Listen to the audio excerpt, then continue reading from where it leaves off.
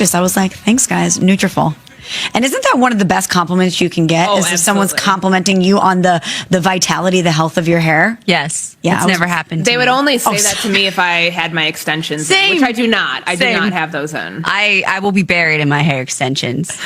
But I'm going to try Nutrafol and see if they can work a miracle here. Oh my gosh, you have to use it. I'm telling you, my length is totally different. My hair was destroyed by dyeing it blonde. The health of it is better. Nutrafol. Everybody go out and get it. Nutrafol.com. Trust me, it works. It's amazing. You know what else works? Whatever the Dallas Cowboys are not doing as far as contract negotiations are concerned, because every day it's a new wrinkle in this saga. Jerry Jones is talking to various media outlets, including our Stephen A. Smith. Micah Parsons is doing his thing. And what has happened, guys? These two parties are no closer towards a new deal for Micah. So we had some developments, some behavior from Micah over the weekend.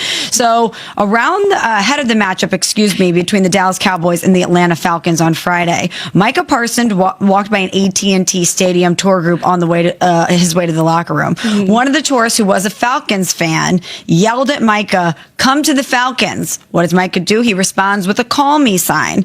He also, by the way, has the hood up. He's eating nachos which I thought was kind of a power play. It's a vibe. Yeah, it's total vibe. Hood up nachos. That looks like Courtney on Saturday when she's getting ready to watch college football. That'll be me at home. 100%. We all love that vibe.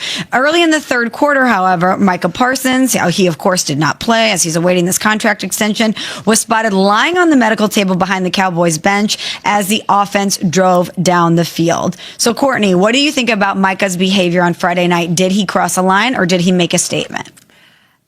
I thought it was funny, personally. I mean, the nachos thing and him trying to look unbothered and the little call me motion that he made to whoever yelled that to him to come to the Falcons. Like, very clearly, we know that he is not happy right now, that this is the only thing he can do to use his leverage, to not be out there, to not just be a, team player, as some might say, as at least ownership would probably say, and get out there amid a contract situation that's not going well.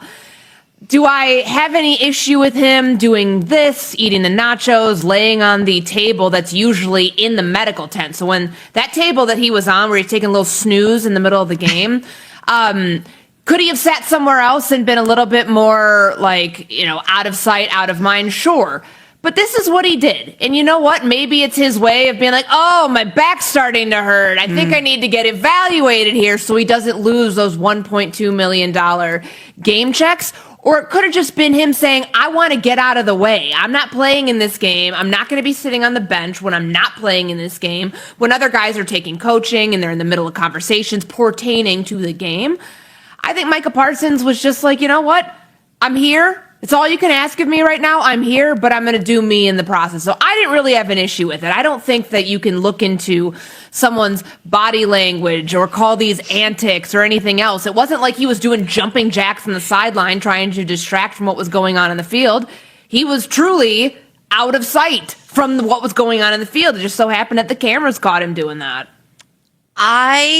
I'm first here for the pettiness. I really am. I think given what he's been going through, we'll obviously talk more about the Jerry drama that Jerry keeps stirring. I do think he was trying to be a distraction, though, in a sense of obviously him showing up. He's the only guy without a jersey on. He doesn't have his pads on. He shows up holding nachos, which I'm here for. I mean, that was a vibe in of itself. He's saying, call me. He doesn't want to be in Dallas anymore. And for him to be there, he had to obviously show up. But then laying on the mat, that's a very obvious, that's not staying out of the way. That's kind of me showing everyone, hey, I don't care. I don't want to be here. I'm just showing up. I'm here so I don't get fined. Like, I'm just showing up, but I don't want to be here. In no way, shape, or form am I proving that I really care, because I didn't even get dressed like all my teammates. I showed up in a hoodie with nachos. So I think it's one of those things that it's just showing you the volatile territory in which this saga is going, and the fact that it's getting to a point now where it almost feels like, okay, Jerry, you're going to throw shade, show disrespect. I'm going to do the same thing. Mm-hmm. And I'm going to show up, and I'm not going to care. And I'm going to make it very much like I don't want to be here, but I'm just showing up. But I'm going to take a nap while you guys are playing a game. So it felt very much like he was sending a message of, I don't want to do this anymore. I don't want to be here anymore. And this whole situation, I mean, Jerry's not helping any of it. And frankly, it's just getting uglier and uglier by the day. Well, let's hear from Brian Schottenheimer, Cowboys head coach. He was asked on a conference call after the game if he's spoken to Micah Parsons about his behavior. I have not. I'm aware of it, but I have not had a chance to talk to Micah. I will talk to Micah tomorrow and get a chance to sit down and visit with him, and we'll handle it internally. He also was asked about Micah Parsons and the MRI that he had. Obviously, as Courtney mentioned, Micah's been dealing with that back issue while these contract negotiations had gone on. Here's Brian Schottenheimer addressing that. Yeah, again, I think, at the end of the day, it sounds like the MRI came back pretty clean, and we'll see how he feels tomorrow when we see him.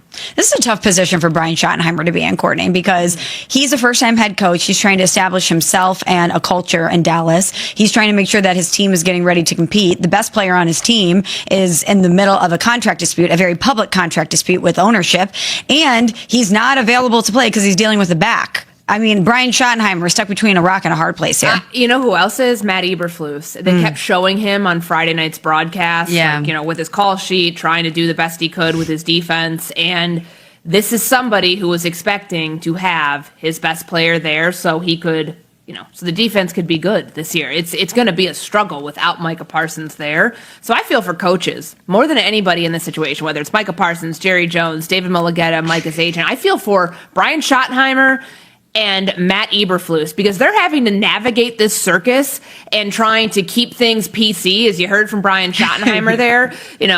He didn't say any of that because he wasn't thinking that there's a calculated way to get that message out there. No. Two things I heard there.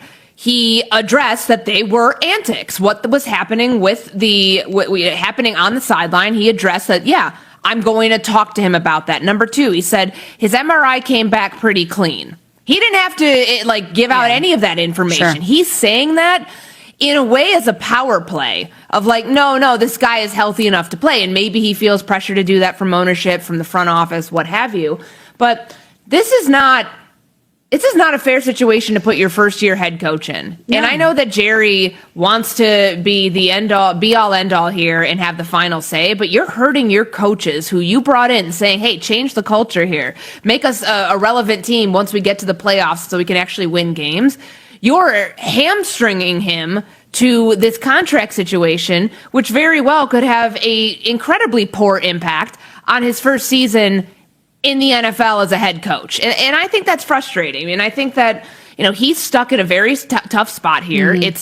It's not good to put your guy in this situation. And, for Micah Parsons in this, he's not guilt-free in all of it. Obviously, handling it that way, could he have just sat on the bench and been quiet? Sure. Did he do what he did? Yes. And I don't think that's, I don't know. I'm not looking at it saying, oh, this is the worst thing that could have possibly happened on Friday night. He should have, just done something else. But this could easily have been solved weeks ago. And now we are within the 2-week window of this opener and it's not getting any closer.